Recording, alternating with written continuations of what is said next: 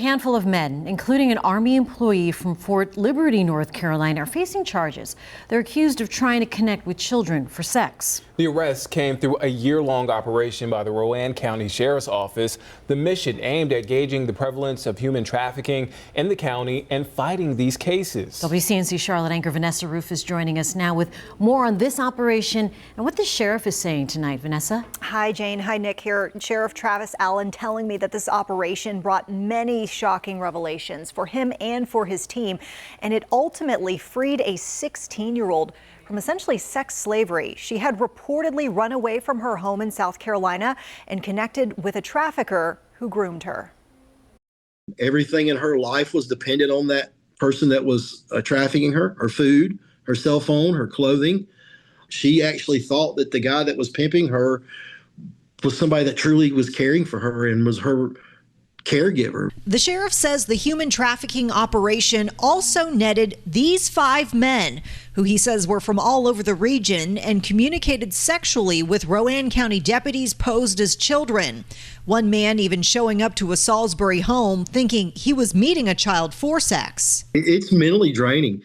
These guys are sitting there doing these chats. They have children and they're crying. When you're engaged with one of these child predators and you're pretending to be an 8-year-old or you're pretending to be a 12-year-old and you have an 8-year-old at home or a 12-year-old at home, they had to step out of the room.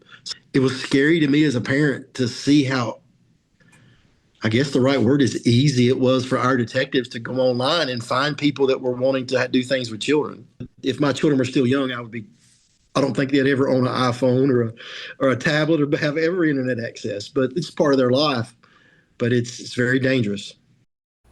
Now, there is so much that goes into these human trafficking operations, as we've learned by speaking with the sheriff. So we'd mentioned that it was a year-long operation. There were 3 parts, and this was the final of 3 parts. But Sheriff Allen says that every day his office worked on this investigation, they had 30 to 40 officers on it, just because they needed folks doing all sorts of different things, including surveillance. And he says he only has 130 officers on his force, so 30 to 40 officers out of 130.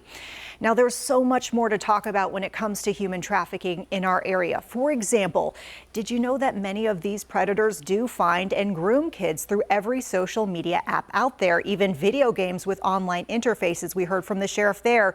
He'd be hesitant to just let a child have free reign to a digital device. So on that note, we do invite you to download WCNC Plus to your favorite streaming device and learn more about this important topic by streaming our hour-long human trafficking special that will run tonight at 6:30. All right, Vanessa, thank you for that eye-opening story right there. Yes.